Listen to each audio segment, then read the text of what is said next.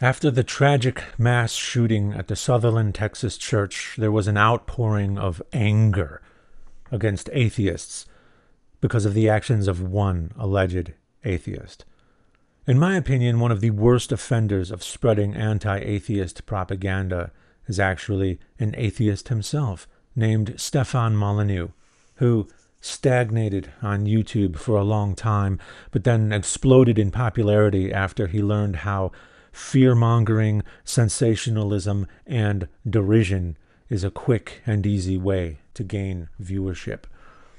Stefan was one of the first to upload a video capitalizing on the Sutherland church shooting, as he does with every shooting, asking for donations, not for the victims or their families, but only for himself and his website, in both the description and in the comments section, including Amazon affiliate links. The shooting happened on the 5th of November, and Stefan started uploading videos about it, asking for money for himself on the 6th of November. In the rush to be first to report, there is often misinformation because not all of the facts are out yet, and Stefan admitted to not having all of the facts, but then proceeds to blame everything on atheism, finally offering a rather shocking and blatantly dishonest solution at the end of his video. It's clear that Stefan wanted to blame atheism before all the facts were out because there's evidence the murderer was an atheist, but there's also evidence he was a Christian. Stefan chose the evidence that best fit the story he wanted to tell. Evidence he was an atheist comes in the form of unsubstantiated anecdotes from Facebook. Evidence he was a Christian comes in the form of him being a Sunday school teacher. I don't know what the man was, but for Stefan, unverified accounts override verified behavior. I, for one, favor reserving judgment, but even if he was an atheist, as you'll soon see, he was an extreme outlier. The police, who actually have video of the shooting, say it was not religiously motivated. They say it was a domestic dispute which falls in line with the number one reason for church shootings. If you think that shooting people in a church counts as evidence for atheism, think again. According to the United States National Church Shooting Database, there are 139 church shootings during the 25 years recorded in that database from 1980 to 2005. Only 10 of those, 7.2%, were due to religious differences, which is where an atheist would fall. But that could also include Islam, other religions, other Christian denominations, or even disagreement from within the denomination itself. According to the actual numbers, militant atheists are not the ones attacking churches. The highest number of shootings in the database was from intimate partners. If you include other domestic disputes like family and personal, that accounts for a full 25.2% of church shootings. This continues to be the case in the 12 years since the database, according to this article in Christianity Today. That also falls in line with the reason the police gave for the Sutherland Springs church shooting. Stefan notes that it was the worst church shooting in U.S. history. But the previous worst church shooting was committed by Dylan Roof, a confirmed Christian who killed 9 people in a Charleston church because they were black. That's also the same reason for the very first mass killing at a church in the United States carried out by members of the KKK, also Christians, who bombed a church and killing 4 little girls. It's also worth noting that the deranged Sutherland church killer had escaped from a mental institution and had previously planned to shoot people in other places, like members of his chain of command in the Air Force, which also would not have been a religious motive. It seems that he was determined to carry out a mass shooting even before he decided to do it at a church.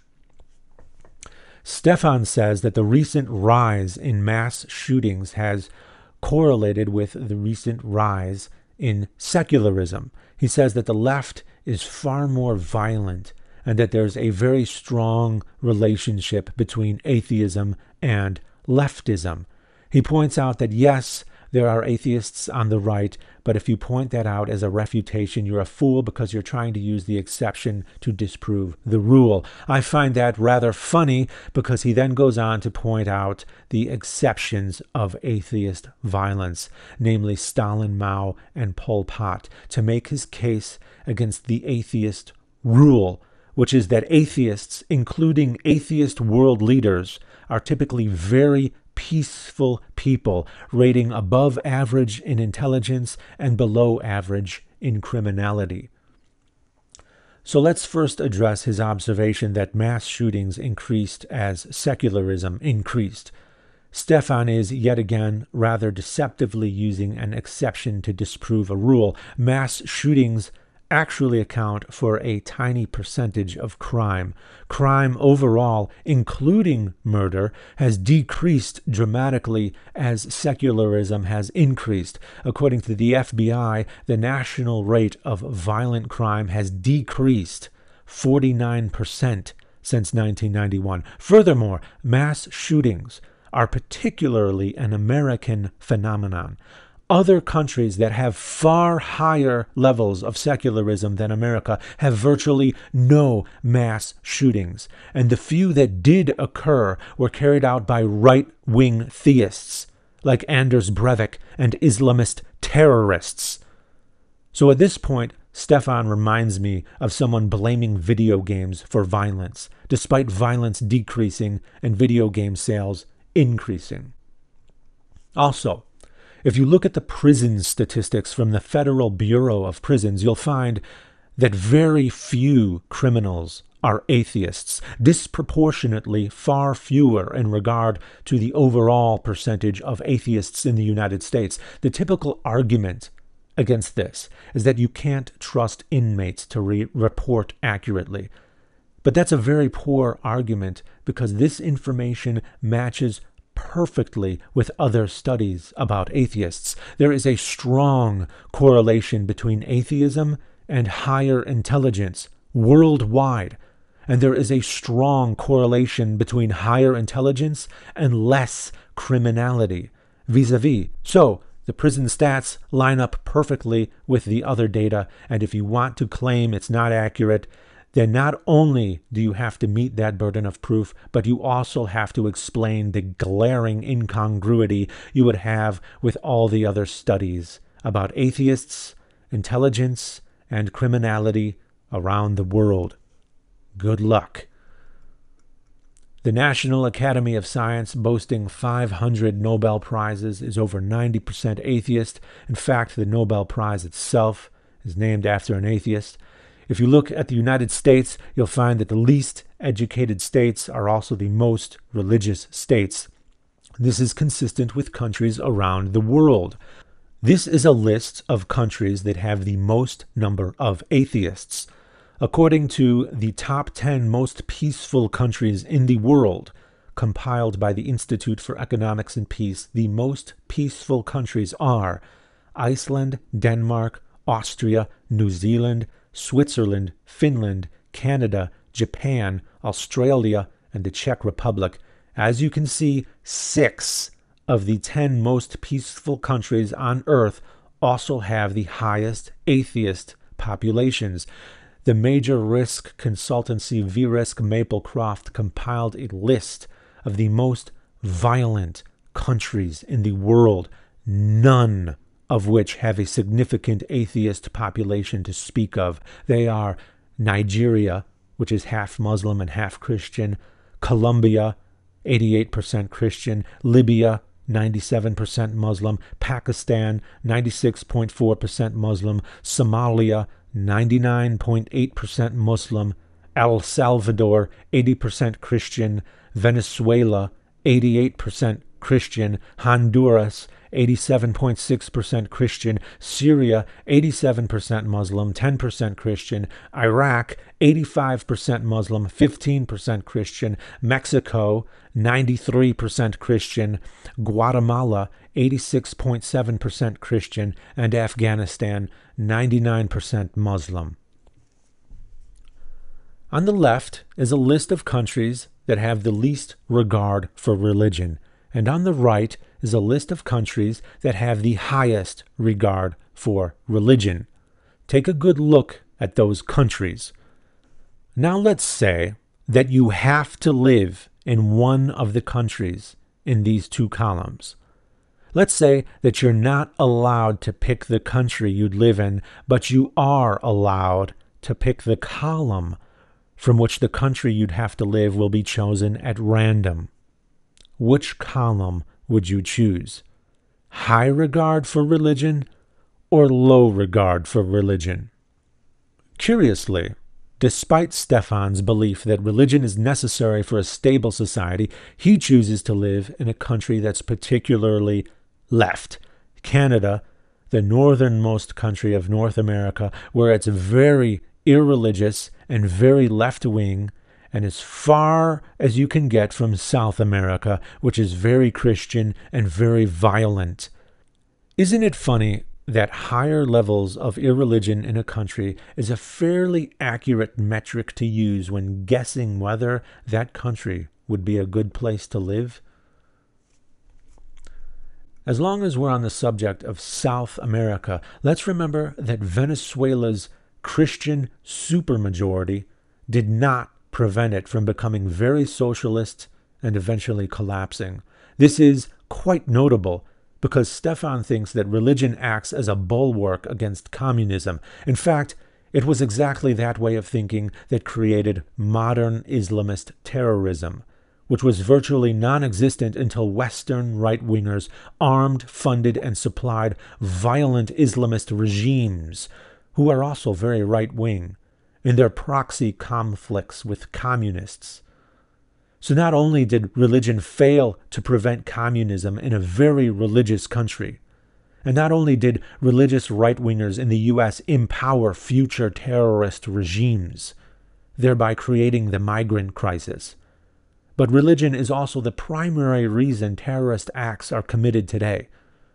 You complain about how the left reacts to these issues, but those very issues themselves were born of the right. All of the major modern geopolitical problems that you constantly complain about originated with religious right-wingers, and your brilliant solution is more of the same shit that got us into this mess in the first place. Yet you think that one guy in Texas who may or may not have been an atheist is an indication that we need to start worrying about non-believers? Stefan says that when atheists rise to power, they persecute Christians. But again, he only uses the few examples of Stalin, Mao, and Pol Pot. Since then, there have been many atheist world leaders, and they have not oppressed Christians. 12 of the last 13 prime ministers of Australia were atheists. And not only were there no religious purges, but Australia ranks among the top 10 most peaceful countries in the world. The Prime Minister of Greece is an atheist. The former President of France is an atheist, and probably the new one too, yet they still support freedom of religion. The last Prime Minister of Croatia is an atheist. The former Prime Minister of New Zealand is an atheist, and the current one calls herself an agnostic, again with zero persecution of Christians, and with New Zealand also ranking in the top 10 most peaceful countries in the world. The former Prime Minister of Belgium is an atheist, never commanded the deaths of Christians. The President of the Czech Republic is an atheist, and also ranked in the top 10 most peaceful countries in the world. So, for Stefan to say that atheist world leaders persecute religious people, he has to ignore the vast majority of atheist world leaders and focus only on a few dictators from the mid-20th century who were admittedly horrific, but nowhere near your typical atheist, nor anything like your typical atheist world leader. I fully support freedom of religion. I believe so strongly that people should be allowed to peacefully practice their religion that I'd be willing to fight in a war for it. That right is so important, along with freedom of speech, press, and assembly, that it was enshrined in our very First Amendment. I, as an American atheist, have different values than Stalin, Mao, and Pol Pot. The common misconception is that as an American, even though I'm an atheist, my values are Christian. But freedom of religion, speech, press, and assembly are not Christian values, and in fact, they're exactly antithetical to the vast majority of Christian history, which is rife with Christian imposition and authoritarian censorship. I, as somewhat of a student of epistemology, understand that you cannot force people to believe or disbelieve, which is very different than the fake-it-till-you-make-it sentiment of many Christians. Furthermore, the First Amendment had to be invoked by the Supreme Court most often to protect religious minorities from Christians. The very point of those values is to protect the minority and to protect the unpopular opinion, to prevent the onset of tyranny. So naturally, those protections of the First Amendment are most often invoked when the Christian majority imposes itself. Not only are Christians in the West not being persecuted in any way, shape, or form, but our Constitution has had to work overtime just to keep them in check from running roughshod over everyone else, and it hasn't always succeeded. If you think Christians in the West are being persecuted, then you are the weakest of the weak, crying that little Johnny dared to touch your silver spoon. Stefan also blames leftism for labeling entire groups as evil during his long diatribe meant to demonize leftists as a group. It's quite remarkable to watch someone use group blame to criticize group blame, apparently totally oblivious to his hypocrisy.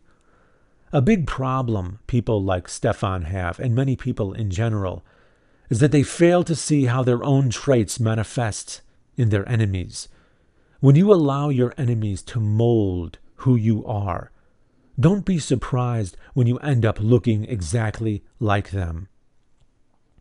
One of the Christian teachings I admire and try to adhere to comes in the form of the value of forgiveness.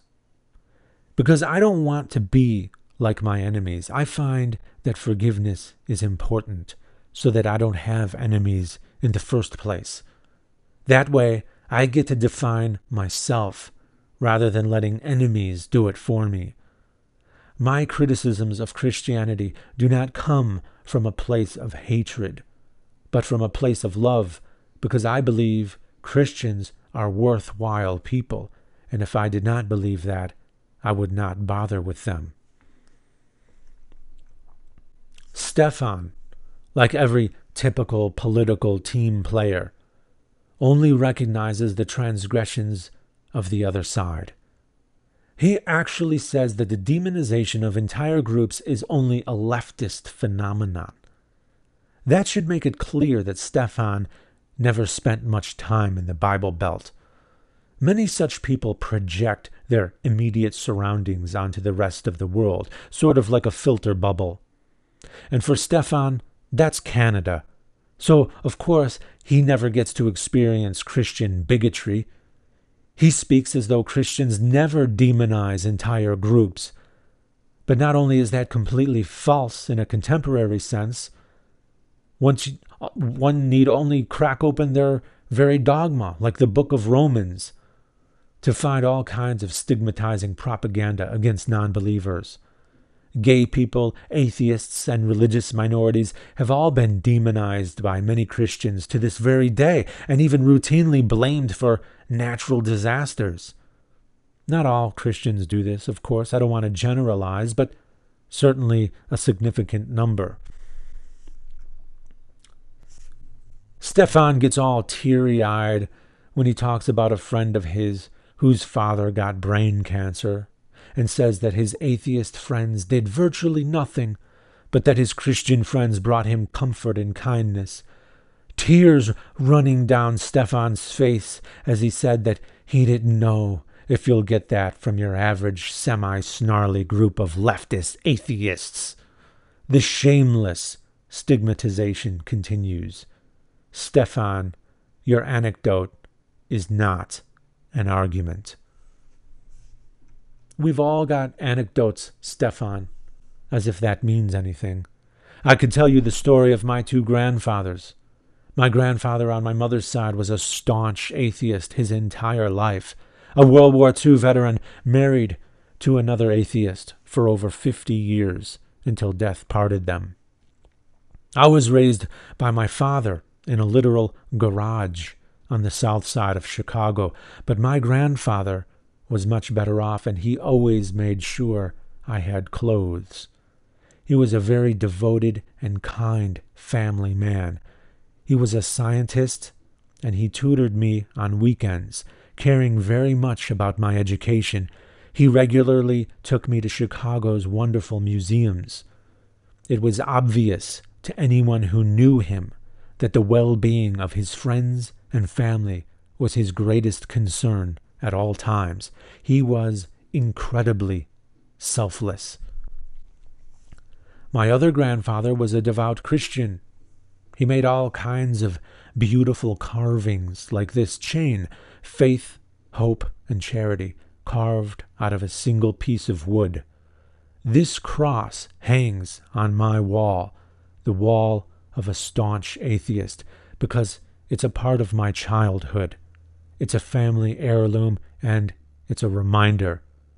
That grandfather, the devout Christian, murdered my aunt and uncle with a shotgun, shot down his own daughter and her husband because he thought they had taken money from him. If my atheist grandfather had found that one of his kids took money from him, he would have said, "Well, why didn't you just tell me you needed money?" And then he would have given them more. My atheist grandfather died peacefully in his sleep, in bed, with his wife. And my Christian grandfather died in prison, complaining that he was getting beaten every day by the other inmates until the day he died.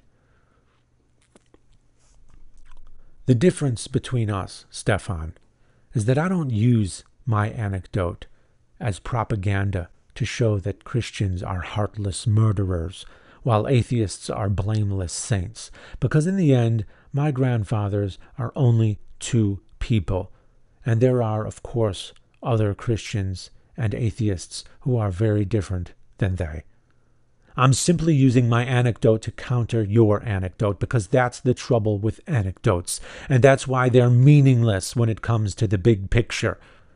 When you disregard your teary-eyed, emotional, driveling echo chamber porn that paints people like me with an ugly brush, and you look at the actual statistics, you'll find that the facts support me. But you know that, which is why you're very carefully selective about the information you do present, and why you rely on emotional anecdotes. You do this, probably, because you understand that human beings are more compelled by emotion than they are by logical arguments. And in this day and age, that means bank for you, because your checks are getting paid by right-wingers and Christians. After his anecdote, Stefan kicks up the emotional melodrama to critical levels. Now, normally, I would not have a problem with anyone displaying tearful emotion. I, too, literally teared up when I read about what happened in that church. The difference is that I never turn on a camera, cry into it, make a show of it for an audience, demonize an entire minority demographic, and then ask for money for myself. Stefan disgusts me. Getting through his obvious theatrics was painful. My firstborn child died in my arms. He was born prematurely and lived for 2 days. When the doctors could no longer keep his vital signs stable, they handed him to me and let me hold him as his heart stopped beating. That was after several years of trying to have a baby and 3 miscarriages. Losing a child is a pain that's indescribable. It's physically painful in your throat and your chest. The depression thereafter is crippling. Something as simple as a stranger's smile will enrage you, because how can you dare to smile when babies are dying in the world? That's the mentality I was in, and I had to isolate myself in my house, grocery shopping only in the middle of the night to avoid people, and I did that for 4 months before I could go out during the day once again, or even turn on my computer. I know what it feels like to come home with a dead baby in an urn and a hospital bill for over $100,000. So when I read about children and a baby being killed in a church, it causes the memory of those feelings to come flooding back, an echo of the physical pain. I suspect that the pain I feel when I read about such things is a little more visceral, a little more real than it is for most. And when I feel that way, the last thing on my mind is for me to turn on my camera so that people can see my tears and then ask them for money for myself. I don't see the immediate loss of other people's loved ones as a juicy business opportunity. And that doesn't make me some great person, by the way. That's just the bare minimum of decency. And you can't even manage that. You absolutely disgust me, Stefan. He uses nothing but his emotion and his imagination to label the church shooting an anti-Christian terror attack and hate crime, which is something the police directly contradict. He ties that into what he calls anti-Christian bigotry on the left, which manifests in mockery on Twitter of people who offer up their prayers after the shooting. Now, I firmly believe that it is highly inappropriate to argue about theology with grieving people. If someone's loved one dies and they're saying that they're up in heaven with the angels, you do not argue with them. That's not the time. Let's be realistic about mass shooting prayers, though. Most of the people offering up their prayers on social media are not doing it because they are grieving relatives, but because they're using the tragedy to showcase their virtue, which is especially true of politicians who were the ones receiving the brunt of prayer criticism. And much of that criticism came not just from atheists, but from Christians themselves. And I applaud those Christians for actually acting Christ-like, because even Jesus Christ himself gave such criticisms, as he told people not to seek reward by praying in public where you'll be seen, but to do it in private, in your room where only God will see. People did not attack prayer because they hate Christians, as Stefan says. They did not want prayer to be seen as some kind of solution, didn't want people who prayed to feel like they did anything useful to solve the problem, because that feeling of accomplishment might get in the way of actually accomplishing something. Stefan said, and I quote, "There are those on the left who are itching to kill Christians. And then he used communist regimes as a precedent again. While the number of deaths under communism was high, much of it came from starvation due to things like Lysenkoism. If you actually look at the data, you'll see that most Christians are killed by other Christians. When they're not being killed by Christians, they're being killed by Muslims. Roving bands of atheist terrorists simply do not exist, Stefan. Pick a country. If you want to live peacefully, I'm sorry, but you better get used to atheists being around, because that's most likely where you'll find the peace and quiet. Toward the end of the video, Stefan gets practically hysterical about his assertion that Christians are being targeted, which is absolutely ridiculous unless we're talking about the Middle East. Most of the people who are killed in the United States are Christian, not because they were targeted as Christians, but because Christians represent the vast majority in the United States. Why don't you look in your own backyard, Stefan? When was the last church shooting in your own country of Canada, that great bastion of leftism? I can't even find a single one. All I could find was a mosque shooting. Judging by your narrative, however, you'd think Christians in Canada must be living like Jews in Nazi Germany. Spare me your pathetic weakness. Finally, at the end of his painful diatribe, he decides to offer up a brilliant solution for the tsunami of violence against Christians in the United States, aka the one alleged atheist that shot people in a church. His solution is, and I shit you not, an eye for an eye. Stefan says that he believes turn the other cheek is not meant for your enemies, but rather is reserved only for friends and allies.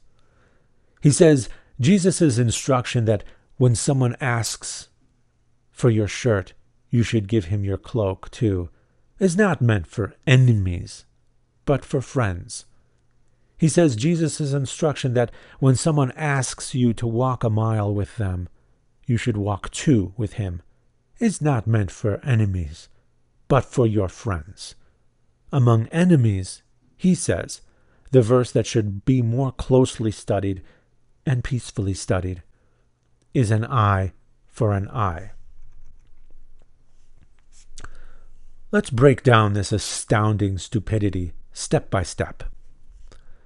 Did Jesus mean for those verses to only apply to friends and not enemies?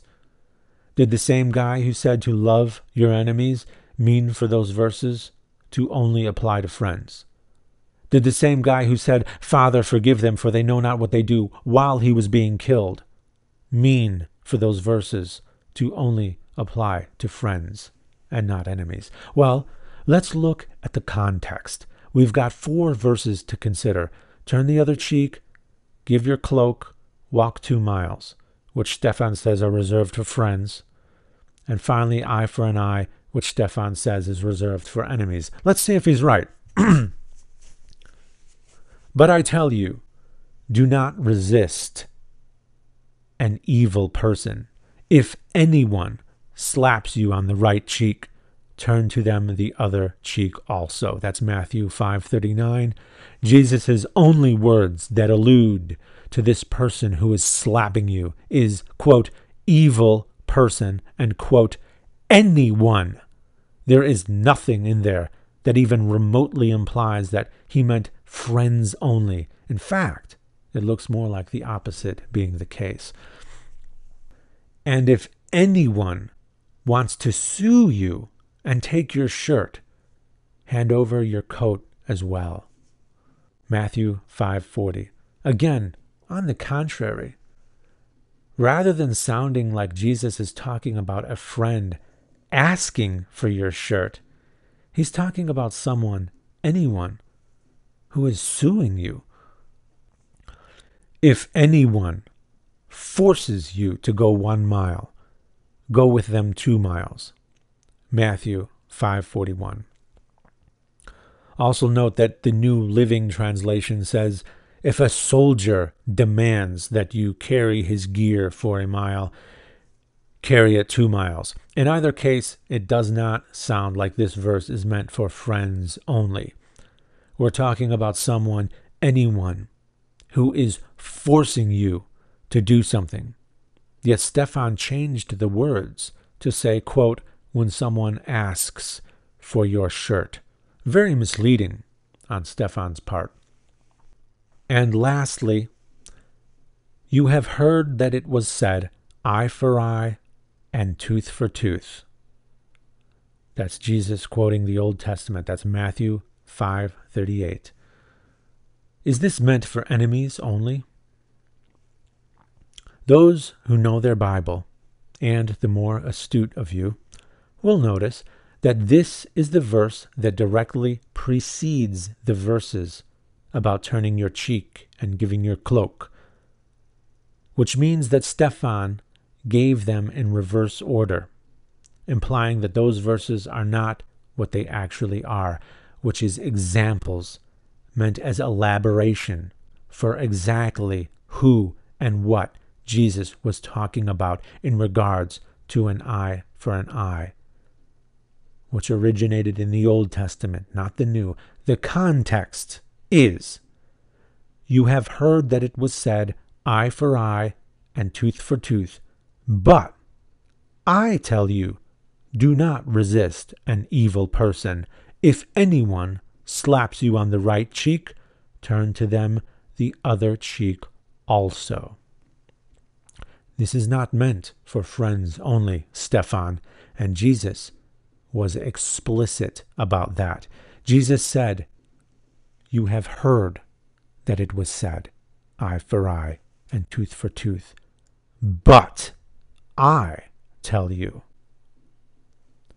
As Benjamin Stark said, nothing someone says before the word but really counts. So what is Stefan really suggesting? He says that we should peacefully explore an eye for an eye. I think the word peacefully was specifically chosen to provide plausible deniability, because the word peacefully makes no sense when we're talking about an eye for an eye in regard to mass murder. The killer was killed. That's the most you can do to him. So to start talking about an eye for an eye after the killer was killed, in the midst of the apex of the anger directed at atheists, suggests to me a mass murder in retaliation for a mass murder. Stefan has a large, adoring audience. He acts like a cult leader, and now he's talking about an eye for an eye in regard to mass murder. Ironically, the only atheist I'm aware of who you should be worried about is Stefan Molyneux.